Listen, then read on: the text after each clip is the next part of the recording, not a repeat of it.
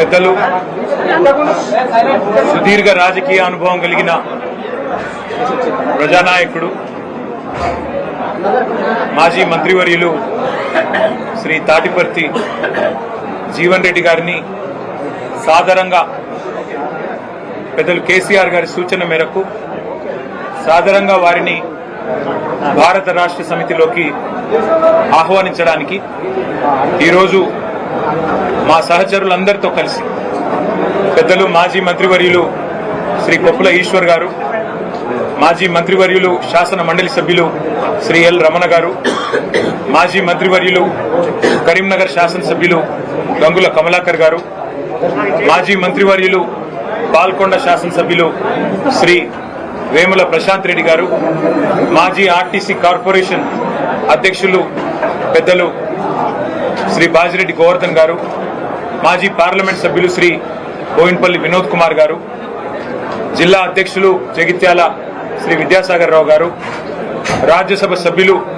దామోదర్ రావు గారు, జిల్లా పరిషత్ మాజీ చైర్పర్సన్ జగిత్యాల శ్రీమతి దావా వసంత సురేష్ గారు, అట్లాగే మా గౌరవ సహచర శాసనసభ్యులు డాక్టర్ సంజయ్ గారు, పాడి కౌశిక్ రెడ్డి గారు, మాజీ శాసనసభ్యులు రసమై బాలకృష్ణ గారు, గౌరవనీయులు సుంకె రవిశంకర్ గారు, కోరుకంటి చందర్ గారు, పుట్ట మధు గారు, దాసరి మనోహర్ రెడ్డి గారు, అట్లాగే ఒడితల సతీష్ గారు, మొత్తం ఉమ్మడి కరీంనగర్ జిల్లా నాయకత్వం మొత్తం, అట్లాగే పక్కనే ఉన్న నిజామాబాద్ జిల్లాలోని నిజామాబాద్ అర్బన్ మాజీ శాసనసభ్యులు సోదరులు బిగాల గణేష్ గారు, ఇంకా వారితో పాటు జిల్లా పరిషత్ మాజీ అధ్యక్షులు శాసన మండలి మాజీ సభ్యులు నారదాస్ లక్ష్మణరావు గారు, అట్లాగే కరీంనగర్ జిల్లా పార్టీ అధ్యక్షులు జీవి రామకృష్ణారావు గారు, సిరిసిల్ల జిల్లా పార్టీ అధ్యక్షులు తోట ఆగయ్య గారు, అందరం కూడా కలిసి ఈరోజు పెద్దలు జీవన్ రెడ్డి గారిని మరి భారత రాష్ట్ర సమితిలోకి సాదరంగా ఆహ్వానించడం జరిగింది. నిజానికి జీవన్ రెడ్డి గారు వారి రాజకీయ అనుభవం గాని వారికి ప్రజా జీవితంతో వారికి ముడిపడి ఉన్న పెనవేసుకుని ఉన్న బంధం ఏదైతే ఉన్నదో సుదీర్ఘ కాలంగా కాంగ్రెస్ పార్టీతోనే వారు దాదాపు 4 దశాబ్దాలకు పైగా కాంగ్రెస్ పార్టీకి విశేషమైన సేవలు అందించిన విషయం మీ అందరికీ తెలిసింది. మీ అందరికీ తెలియని ఒక విషయం ఏమంటే 2014కు మునుపు సరిగ్గా 2014 ఎలక్షన్ల కొద్దిగా ముందు తెలంగాణ రాష్ట్రం ఏర్పడ్డ తర్వాత అంటే ఫిబ్రవరి 20 నాడు బిల్లు పాస్ అయిన తర్వాత మరి ఏప్రిల్లో అనుకుంటా బహుశా ఎలక్షన్ జరిగింది. ఆ మధ్య కాలంలో అప్పుడు పెద్దలు కేసీఆర్ గారు జీవన్ రెడ్డి గారిని ఆహ్వానించారు పార్టీలో మా వినోద్ కుమార్ గారి ద్వారా. ఆ రోజు మరి వారిని పార్టీలోకి రావాలి, మీరు వస్తే బాగుంటుంది, మీలాంటి విశేషమైన అనుభవం కలిగిన నాయకులు మరి తప్పకుండా తెలంగాణలో ఉంటే బాగుంటుంది అని చెప్పి, తెలంగాణ ప్రభుత్వంలో కూడా మీరుంటే బాగుంటుంది అని చెప్పి కూడా ఆ రోజు వారిని ఆహ్వానించడం జరిగింది. కానీ ఒక నిబద్ధత కలిగిన నాయకుడిగా ఆ రోజు వారు కాంగ్రెస్ పార్టీ నాయకత్వంతో వారికి ఉన్న అనుబంధాన్ని మరి కాంగ్రెస్ పార్టీ బలోపేతానికి ముందుకు నడవాలన్న ఉద్దేశంతో వారు ఆనాడు కాంగ్రెస్ లోనే కొనసాగారు. ఆ రోజు జగిత్యాల శాసనసభ్యుడిగా కూడా 2014లో గెలిచినారు. నాకు 2 సందర్భాలు గుర్తొస్తా ఉన్నాయి. జీవన్ రెడ్డి గారితో కేసీఆర్ గారికి ఉన్న పర్సనల్ రిలేషన్ అంటే వారికి ఇద్దరికి మధ్యన ఉన్న గౌరవభావం గాని ఇద్దరికి మధ్యన ఉన్న స్నేహం ఎట్లాంటిది అంటే వారి బంధం ఈ రోజు కాదు, వారిద్దరికి దాదాపు 4 దశాబ్దాలకు పైగా పరిచయము, స్నేహము, గౌరవము, పరస్పర గౌరవము ఎప్పటి నుంచో ఉంది. నాకు 2 సందర్భాలు నా కళ్ళ ముందు జరిగినాయి గుర్తొస్తా ఉన్నాయి. ఒకటి 2014లో కేసీఆర్ గారు జూన్ 2 నాడు ముఖ్యమంత్రిగా పదవీ బాధ్యతలు చేపట్టిన తర్వాత వారి మొట్టమొదటి అధికారిక పర్యటన జిల్లాలలో ఉమ్మడి కరీంనగర్ జిల్లాతోనే ప్రారంభమైంది. ఆ రోజు ఉమ్మడి కరీంనగర్ జిల్లాలో ఒక ఆడిటోరియంలో మీటింగ్ జరిగింది, కళాభారతిలోనూ ఎక్కడో మీటింగ్ జరిగింది. వారు జిల్లా నుండి ప్రాతినిధ్యం వహిస్తున్న సీనియర్ నాయకుడు, ప్రతిపక్ష పార్టీకి సంబంధించిన శాసనసభ్యుడు. కానీ కేసీఆర్ గారు స్వయంగా ముందు జీవన్ రెడ్డి గారికి మైకునివ్వండి అని చెప్పి వారికి మైక్ అందిస్తే జీవన్ రెడ్డి గారు లేచి వారు స్ట్రైట్ గా అభినందనలు చెప్పి మరి పరస్పరం మరి ఒక్కసారి మీరు ఇప్పుడు గవర్నమెంట్ లో ఉన్నారు, మీకు అభినందనలు చెబుతూ జగిత్యాల ప్రజల తరపున నేను ఒకటి మిమ్మల్ని అడగదలుచుకున్నా అని చెప్పి వారు చాలా చిన్నది ఒక బోర్నపల్లి అనే గ్రామానికి సంబంధించి ఒక బ్రిడ్జ్ కావాలా, వెంటనే నాకు శాంక్షన్ కావాలని ఒక మాట చిన్నగా అడిగినా. మేమందరం చూస్తా ఉన్నాం. అప్పుడే మేము కొత్తగా మంత్రులైనాం, చూస్తూ ఉన్నాం కేసీఆర్ గారు ఎట్లా స్పందిస్తారు, ఎట్లా రియాక్ట్ అవుతారు. సాధారణంగా దాటవేయొచ్చు, చెప్పొచ్చు చూస్తాను అని చెప్పొచ్చు, పరిశీలిస్తాను అని చెప్పొచ్చు. కానీ జీవన్ రెడ్డి గారి మీద ఉన్న గౌరవం, వారి మీద ఉన్న ప్రేమ ఎట్లాంటిదంటే క్షణంలోనే వెంటనే అక్కడే శాంక్షన్ చేసి 75 కోట్ల బ్రిడ్జిని అక్కడికక్కడే కరీంనగర్ ఉమ్మడి జిల్లాలో ఇచ్చిన మొట్టమొదటి శాంక్షన్ కేసీఆర్ గారు ఆ రోజు జీవన్ రెడ్డి గారి కోరిక మేరకు, వారి విజ్ఞప్తి మేరకు ఇచ్చిన ఆ బ్రిడ్జ్. తర్వాత ఇంకో సందర్భం గుర్తొస్తా ఉంది నాకు.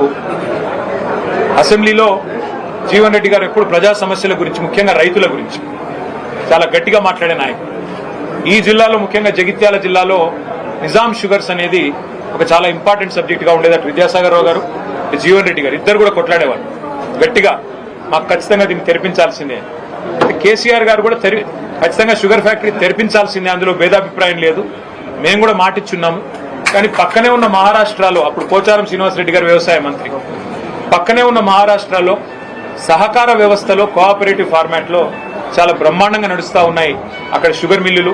మా టెస్కాప్ చైర్మన్ రవీంద్రరావు గారు కూడా ఇక్కడే ఉన్నారు, మాజీ అధ్యక్షులు. అట్లా కోఆపరేటివ్ వ్యవస్థను బలోపేతం చేస్తే బాగుంటుంది జీవన్ రెడ్డి గారు.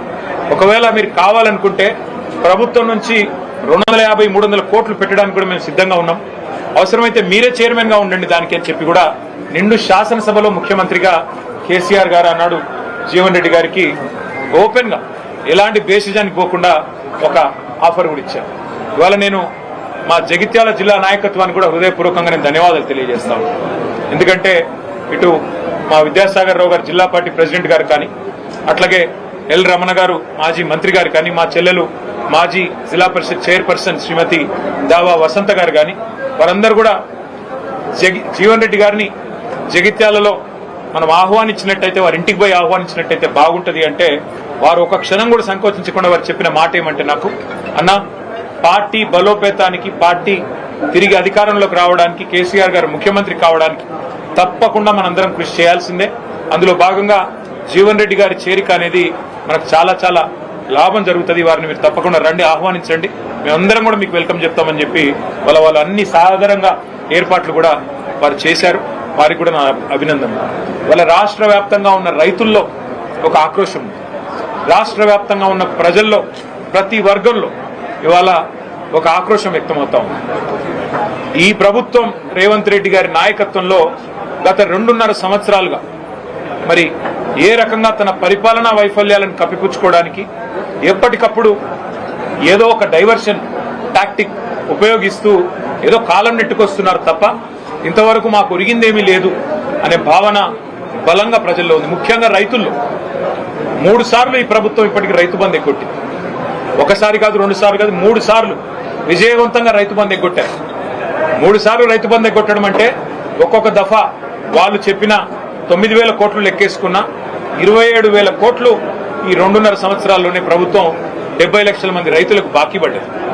27,000 కోట్లు ఎగ్గొట్టి 20,000 కోట్ల రుణమాఫీ చేసినా అని చెప్పి రేవంత్ రెడ్డి గారు ఏదైతే రైతులను మభ్యపెట్టే ప్రయత్నం చేస్తున్నారో రైతుల ఆవేదనతో ఉన్నారు. అట్లాగే రాష్ట్ర వ్యాప్తంగా ఉన్న మహిళలు నిన్న రేవంత్ రెడ్డి గారు మాట్లాడిన మాట కూడా చూస్తున్నారు. బాసరలో ఆయన మాట్లాడిన మాటలు ఎంత దారుణంగా, ఎంత అవమానకరంగా, ఒక ముఖ్యమంత్రి స్థాయికి తగని మాట. ఎంత పెద్ద కండలు తిరిగిన పైల్వానైనా 3 నెలల్లోనే పిల్లలు పుట్టించలేడు కదా, ఇది ఒక ముఖ్యమంత్రి నోట్లోంచి వచ్చే భాషనైనా, ఒక ముఖ్యమంత్రి మాట్లాడే భాషనై? అసలు 3 నెలలు అన్న మాట చెప్పింది ఎవరండి? మేం చెప్పినామా? ప్రజలు అడిగారా?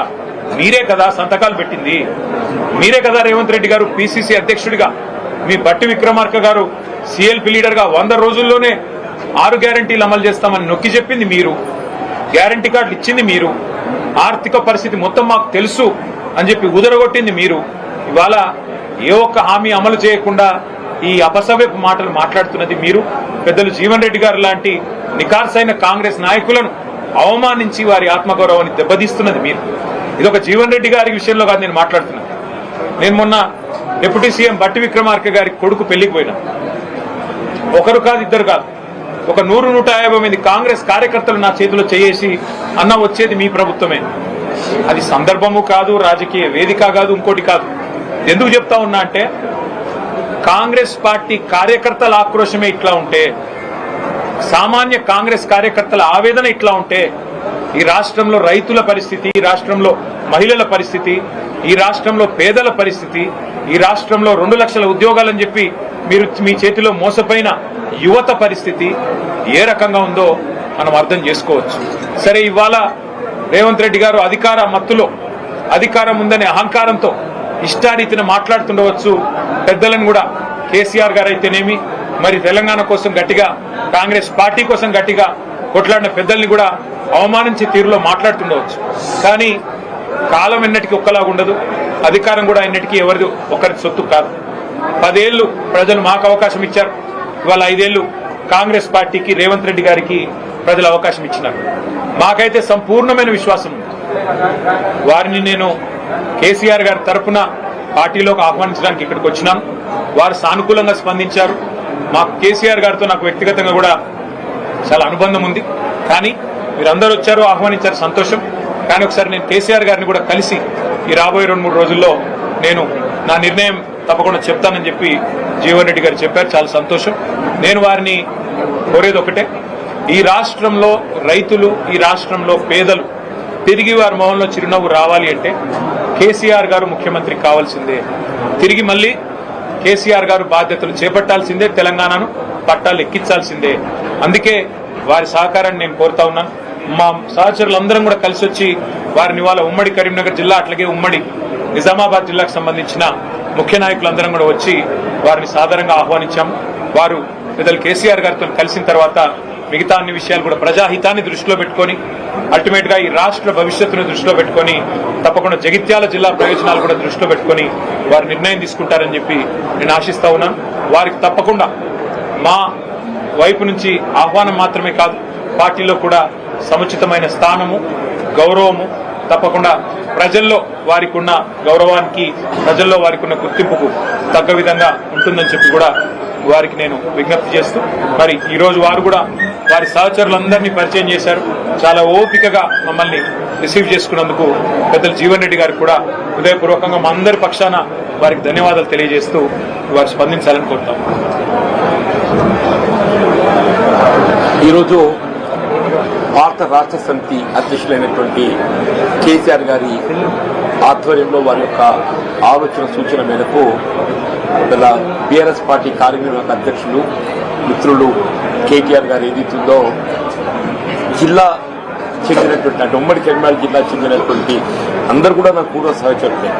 అందరితో కలిసి పనిచేసినటువంటి అనుభవం నాకుంది. అందరితో పర్సనల్ రిలేషన్ కూడా నాకుంది. అందరితో ఇక్కడ మారిన పరిస్థితులకు అనుగుణంగా బీఆర్ఎస్ లో కలిసి పనిచేస్తే రాష్ట్ర